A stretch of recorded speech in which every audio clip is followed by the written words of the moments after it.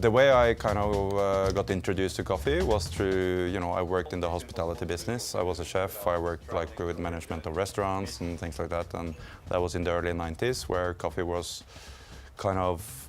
it was a product that people didn't really know too much about. And compared to, wine and all the other raw materials you're using in the kitchen, like meat or vegetables or whatever, you had a lot of information and stories around, where they were produced, how they're like processed and all that stuff.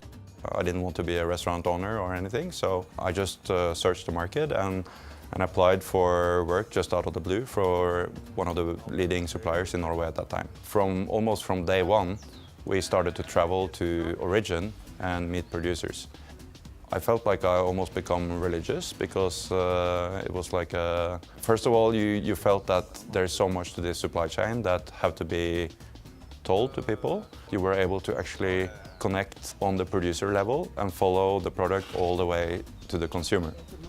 When I'm visiting a farm, for instance a new farm where I'm having an intention of buying coffee, or it can be an existing producer that have more potential than what we see in the cup quality today, I really enjoy to have that kind of dialogue with them on what we can do together to increase, first of all, the flavor attributes and the quality according to my preferences, but also what can be beneficial for them so they can get, for instance, better premiums for their coffees. And very often they're curious because they know there are things going on in other countries that could benefit their product or benefit their premiums in terms of what they're getting paid.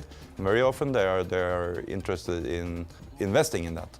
But to invest in that, they need someone that commits to buy the coffee, because taking a risk of changing your process or investing in more facilities at your mill, it can be a big risk if nobody is buying the coffee afterwards.